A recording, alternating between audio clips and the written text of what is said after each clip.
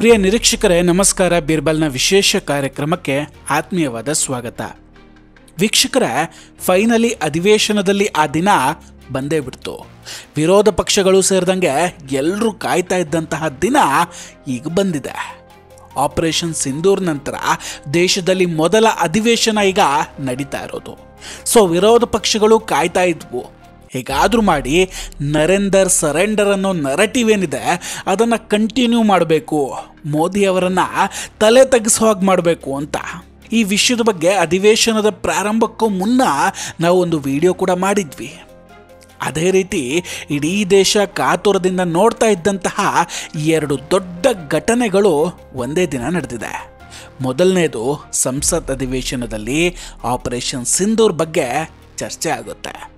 ಅಲ್ಲಿ ರಕ್ಷಣಾ ಮಂತ್ರಿ ರಾಜನಾಥ್ ಸಿಂಗ್ ಅವರು ವಿರೋಧ ಪಕ್ಷ ಹಾಗೂ ಪಾಕಿಸ್ತಾನ ಹಬ್ಬಿಸಿದಂತಹ ಸುಳ್ಳಿನ ಸರಮಾಲೆಗಳನ್ನು ಧ್ವಂಸ ಮಾಡಿಬಿಟ್ರು. ಎಷ್ಟು ವಿಮಾನ ಬಿದ್ವು, ಎಷ್ಟು ಬೀಳಲಿಲ್ಲ, ಎಲ್ಲದಕ್ಕೂ ಕೂಡ ರಾಜನಾಥ್ ಸಿಂಗ್ ಅವರೇ ಉತ್ತರ ಕೊಟ್ಟರು.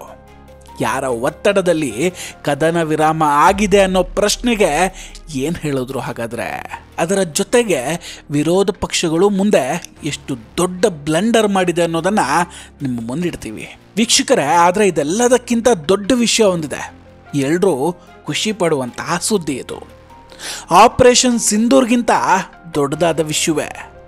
ಆ ಸುದ್ದಿ ಏನಂದರೆ, ಪಹಲ್ಗಾಮ್ ದಾಳಿಯ ಭಯೋತ್ಪಾದಕರು ಏನಾದರೂ ಅಂತ ನಮ್ಮ ಪ್ರಿಯಾಂಕ್ ಖರ್ಗೆ ಅವರು ಕೇಳ್ತಾ ಇದ್ರಲ್ಲ, ಈಗ ಈ ಮೂವರು ಭಯೋತ್ಪಾದಕರನ್ನು ಇವತ್ತು ಭಾರತೀಯ ಸೇನೆ ಹೊಡೆದು ಹಾಕಿದೆ. ಜುಲೈ 28 ಬೆಳಿಗ್ಗೆ ಆಪರೇಷನ್ ಮಹಾದೇವ್ ಆರಂಭ ಆಗಿತ್ತು. ಸೇನೆ ನಿರಂತರವಾಗಿ ಉಗ್ರರ ಬೆನ್ನು ಬಿದ್ದಿತ್ತು. ಅವರ ಹುಡುಕಾಟ ಕೂಡ ನಡೀತಾ ಇತ್ತು. ಇದರಲ್ಲಿ ಓರ್ವ ಪಾಕಿಸ್ತಾನದ ಆರ್ಮಿ ಆಸಿಮ್ ಮೂಸಾ, ಈತನನ್ನ ಪಹಲ್ಗಾಮ್ನ ದಾಳಿಗೆ ಅಂತ ಕಳಿಸಲಾಗಿತ್ತು ರೆಡಿ ಮಾಡಿ. ಈತ ಈಗ ಭಾರತೀಯ ಸೇನೆಯ ಕೈಗೆ ಸಿಕ್ಕಾಕೊಂಡು ಗುರುತೇ ಸಿಗದ ಹಾಗೆ ಹೆಣವಾಗಿ ಬಿದ್ದಿದ್ದಾನೆ. ಯಾವ ರೀತಿ ಹೊಡೆದು ಹಾಕಿದ್ದಾರೆ ಅಂದರೆ ಅದರ ಫೋಟೋಗಳನ್ನು ಕೂಡ ತೋರಿಸೋದಕ್ಕಾಗ್ತಾ ಇಲ್ಲ, ಅಷ್ಟೊಂದು ಭಯಾನಕವಾಗಿದೆ. ಅವನ ತಲೆಯ ಚಿಪ್ಪೆ ಎಗರು ಹೋಗಿದೆ. ಪಹಲ್ಗಾಮ್ನಲ್ಲಿ ಹೇಗೆ ಅಮಾಯಕರನ್ನ ಧರ್ಮ ಕೇಳ್ಕೊಂಡ್ರೋ ಅದಕ್ಕಿಂತ ಭಯಾನಕವಾಗಿ ಹೊಡೆದು ಹಾಕಲಾಗಿದೆ. ಆಸಿಮ್ ಮೂಸಾ ಹಾಗೂ ಅವನ ಪಾರ್ಟ್ನರ್ಸ್ ಇಷ್ಟೊತ್ತಿಗಾಗಲೇ ಹೂರ್ಗಳ ಜೊತೆ ಸ್ವರ್ಗದಲ್ಲಿ ಎಂಜಾಯ್ ಮಾಡ್ತಾ ಇರ್ಬೋದು. ಅದು ಕೂಡ ಶ್ರಾವಣ ಮಾಸದ ಮೊದಲ ದಿನವೇ ನೋಡಿ ಜನ್ನದಕ್ಕೆ ಕಳಿಸಿದ್ದು. ಅಂದರೆ ಒಳ್ಳೆ ಸಾವೇ ಆಯಿತು ಬಿಡಿ. ಖರ್ಗೆಜಿ ಹಾಗೂ ಅವರ ಸುಪುತ್ರ ಪಾಪ ತುಂಬ ತಲೆ ಕೆಡಿಸ್ಕೊಂಡಿದ್ರು. ಆ ಪಹಲ್ಗಾಮ್ ದಾಳಿಕೋರನ್ನು ಯಾಕೆ ಮುಗಿಸಿಲ್ಲ, ಎಲ್ಲಿದ್ದಾರೆ ಅವರು ಅಂತ. ಖರ್ಗೆಜಿ, ಹೋಗಿ DNA ಸ್ಯಾಂಪಲ್ ಕೂಡ ಬೇಕಾದರೂ ತೆಗೆದುಕೊಂಡು ಬಂದುಬಿಡಿ, ಇನ್ನೂ ಗ್ಯಾರಂಟಿ ಇಲ್ಲ ನಿಮಗೆ ಅಂದರೆ. ಈ ದೇಶದಲ್ಲಿ ಎಂತೆಂಥ ಪಾಪಿಗಳಿದ್ದಾರೆ ನೋಡಿ. ಪಹಲ್ಗಾಮ್ ದಾಳಿಕೋರರು ಪಾಕಿಸ್ತಾನದಿಂದ ಬಂದವರು ಅಂತ NIA ಹೇಳಿದ್ರೆ, ಪಿ ಚಿದಂಬರಂ ಕೇಳ್ತಾರೆ NIAಗೆ ಅವರು ಪಾಕಿಸ್ತಾನದಿಂದಲೇ ಬಂದಿದ್ದು ಅಂತ ಹೆಂಗೆ ಗೊತ್ತಾಯಿತು ಅಂತ. ಅಂದರೆ ಚಿದಂಬರಂ ಅವರಿಗೆ ಸಾಕ್ಷಿ ಬೇಕಂತೆ, NIA ಇದನ್ನೆಲ್ಲ ಹೇಗೆ ಕಂಡುಹಿಡಿತು ಅಂತ. ಅದೇ ಅಮೇರಿಕಾ ನೋಡಿ, TRF ಅನ್ನು ಬ್ಯಾನ್ ಮಾಡುತ್ತೆ. ಯಾಕಂದರೆ ಪಹಲ್ಗಾಮ್ ದಾಳಿಯನ್ನು ಅವರು ನಾವೇ ಮಾಡಿದ್ದು ಅಂತ ಒಪ್ಕೊಂಡಿರೋ ಕಾರಣಕ್ಕೆ.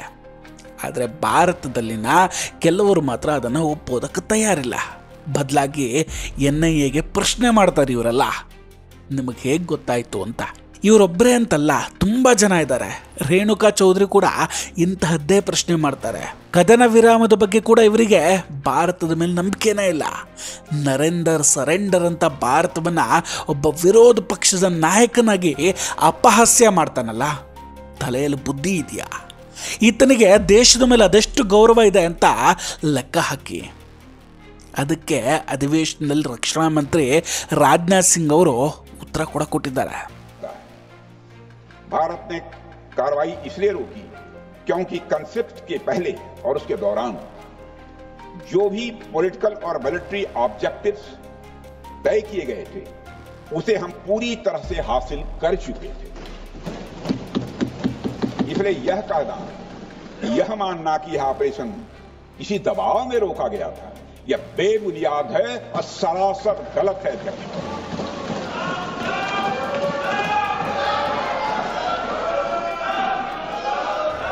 मैं सदन को फिर से आश्वस्त करना चाहता हूं, आपने राजनैतिक जीवन में अध्यक्ष महोदय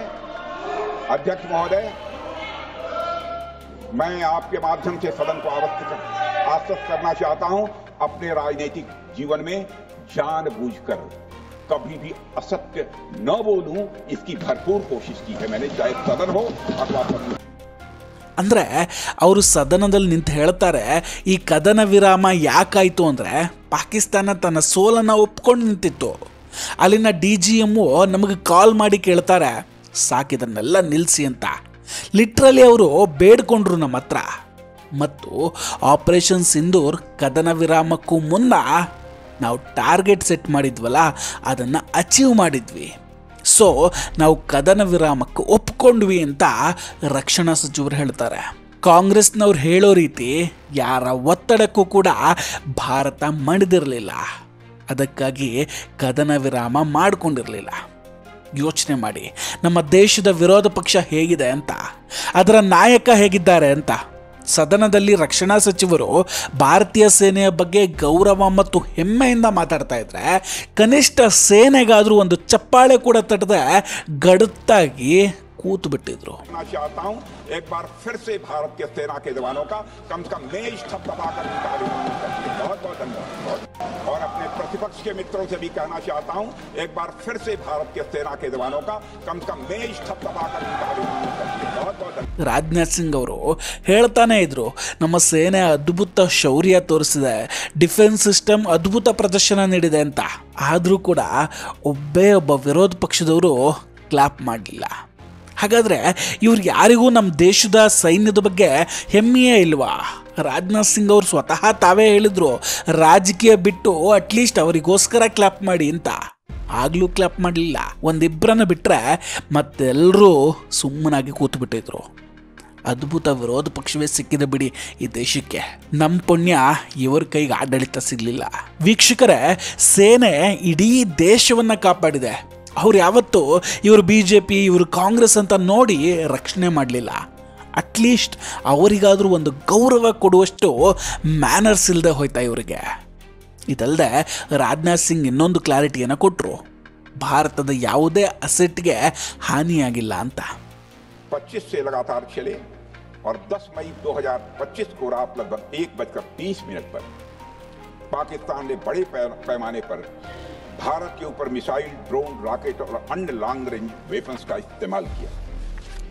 इसके साथ साथ उन्होंने इलेक्ट्रॉनिक वॉरफेयर से जुड़ी टेक्नोलॉजीज का भी सहारा लिया. अध्यक्ष महोदय, उनके निशाने पर हमारे भारतीय वायुसेना के अड्डे, थल सेना के एम्युनिशन डिपोज, हवाई अड्डे और मिलिट्री कैंट थे. अध्यक्ष महोदय, यह कहते हुए मुझे गौरव की अनुभूति हो रही है कि हमारे air defence system, counter drone system और इलेक्ट्रॉनिक इक्विपमेंट्स ने पाकिस्तान के इस हमले को पूरी तरह से नाकाम कर दिया. पाकिस्तान हमारे किसी भी टारगेट को हिट नहीं कर पाया अध्यक्ष महोदय, और हमारे किसी भी इंपॉर्टेंट एसेट को नुकसान नहीं हुआ है. ಈಗ ಯೋಚನೆ ಮಾಡಿ, ಈ ಮಾತು ಕೇಳಿದ್ರೆ ಯಾವ ದೇಶಭಕ್ತನಿಗೆ ಹೆಮ್ಮೆ ಆಗೋದಿಲ್ಲ ಅಂತ. ಭಾರತದ ಸೈನಿಕರು ಈ ದೇಶಕ್ಕೆ ಯಾವುದೇ ನಷ್ಟ ಆಗೋದಕ್ಕೆ ಬಿಟ್ಟಿಲ್ಲ ಅಂದರೆ ಅದು ನಮ್ಮ ಹೆಮ್ಮೆ ಅಲ್ವೇ? ರಾಹುಲ್ ಗಾಂಧಿಗೆ ಗೊತ್ತಾಗಬೇಕಾಗಿದ್ದು ಒಂದೇ ವಿಷಯ, ಭಾರತದ ಎಷ್ಟು ರಫೇಲ್ ಬಿದ್ವು ಅನ್ನೋದು. ಅದನ್ನು ಬಿಟ್ಟರೆ ಬೇರೆ ಯಾವುದೂ ಅವ್ರಿಗೆ ಬೇಡ. ರಾಜನಾಥ್ ಸಿಂಗ್ ಅವರು ಅದನ್ನು ಮಾತಾಡ್ತಾರೆ. ರಾಹುಲ್ ಗಾಂಧಿ ಕೇಳಬೇಕಾಗಿದ್ದ ಪ್ರಶ್ನೆ, ಪಾಕಿಸ್ತಾನದ ಎಷ್ಟು ಫೈಟರ್ ಜೆಟ್ಟನ್ನು ಹೊಡೆದಾಕಿದ್ರಿ ಅಂತ. ಆದರೆ ಅವರು ಭಾರತದ ಎಷ್ಟು ಫೈಟರ್ ಜೆಟ್ ಬಿದ್ವು ಅಂತ ಕೇಳ್ತಿದ್ದಾರೆ ಅಂತ. दुरंत अल्वे दो. पक्ष के लोग ये पूछते रहे हैं कि हमारे कितने विमान गिरे.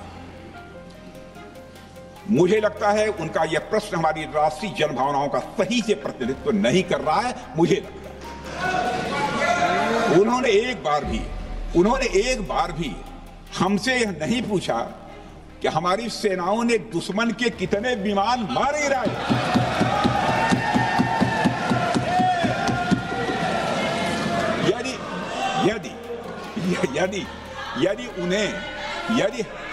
यदि उन्हें प्रश्न पूछना ही है अध्यक्ष महोदय, तो उनका प्रश्न यह होना चाहिए, क्या भारत ने आतंकवादी ठिकानों को तबाह किया? तो उसका उत्तर है हाँ.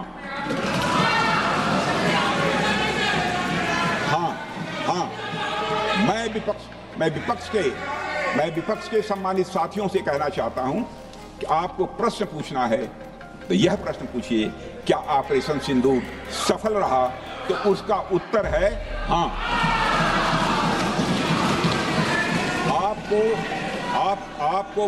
आपको प्रश्न पूछना है, आपको प्रश्न पूछना है तो यह प्रश्न पूछिए कि जिन आतंकियों ने हमारी बहनों, हमारी बेटियों का सिंदूर मिटाया, क्या हमारी सेनाओं ने ऑपरेशन सिंदूर में उन आतंकियों के आकाओं को मिटाया?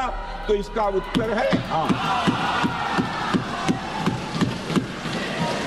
और आपको प्रश्न पूछना है तो यह पूछिए, आपको प्रश्न पूछना है तो यह पूछिए कि इस ऑपरेशन में क्या हमारे जाबाज सैनिकों को कोई क्षति हुई है? तो उसका उत्तर है नहीं। ವಿರೋಧ ಪಕ್ಷದ ಆರೋಪಗಳಿಗೆ, ಸುಳ್ಳು ಸುದ್ದಿಗಳಿಗೆ ರಾಜನಾಥ್ ಸಿಂಗ್ ಅವರು ಸರಿಯಾಗಿ ಉತ್ತರ ಕೊಟ್ಟಿದ್ದಾರೆ.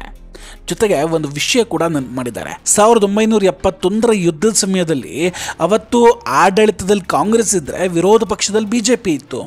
ಅಟಲ್ ಬಿಹಾರಿ ವಾಜಪೇಯಿ ಅವರು ಆ ಯುದ್ಧದಲ್ಲಿ ಸರ್ಕಾರವನ್ನು ಶ್ಲಾಘಿಸ್ತಾರೆ. ಅದೇ 1962ರಲ್ಲಿ ಭಾರತ ಚೀನಾದ ಜೊತೆ ಸೋತೋಯ್ತು. ಆದರೆ ಆಗ ವಿರೋಧ ಪಕ್ಷಗಳು ಸೋತಾಗ್ಲೂ ಈಗ ಪ್ರಶ್ನೆ ಮಾಡಿರಲಿಲ್ಲ.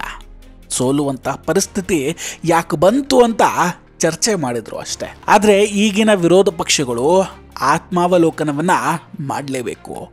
ಜನರಿಂದ ಎಷ್ಟು ದೂರ ಉಳಿದಿದ್ದಾರೆ ಇವರು ಅಂತ. ಕಾಂಗ್ರೆಸ್ನ ಪ್ರತಿ ನಾಯಕರಿಗೂ ಕೇಳ್ಕೊಳ್ಳೋದೊಂದೇ, ಯಾವುದು ಸರಿ ಯಾವುದು ತಪ್ಪು ಅಂತ ನಿಮ್ಮನ್ನು ನೀವೇ ಪ್ರಶ್ನೆ ಮಾಡ್ಕೊಳ್ಳಿ. ಏನಂತೀರಿ ವೀಕ್ಷಕರೇ? ಇದರ ಬಗ್ಗೆ ನಿಮ್ಮ ಅಭಿಪ್ರಾಯ ಏನು? ಕಮೆಂಟ್ ಮಾಡಿ ತಿಳಿಸಿ. ವಿಡಿಯೋ ಇಷ್ಟ ಆಗಿದ್ರೆ ಲೈಕ್ ಮಾಡಿ ಹಾಗೂ ಶೇರ್ ಮಾಡಿ. ಇನ್ನೂ ಕೂಡ ನಮ್ಮ ಬೀರ್ಬಲ್ ಚಾನಲನ್ನು ಸಬ್ಸ್ಕ್ರೈಬ್ ಮಾಡಿಲ್ಲ ಅಂದರೆ ದಯವಿಟ್ಟು ಸಬ್ಸ್ಕ್ರೈಬ್ ಮಾಡಿ ಹಾಗೂ ಬೆಲ್ ಐಕಾನನ್ನು ಕ್ಲಿಕ್ ಮಾಡಿ. ನಮಸ್ಕಾರ, ಟೇಕ್ ಕೇರ್ ಆ್ಯಂಡ್ ಬಾಯ್ ಬಾಯ್. ಮತ್ತೆ ಭೇಟಿಯಾಗೋಣ. ಜೈ ಹಿಂದ್.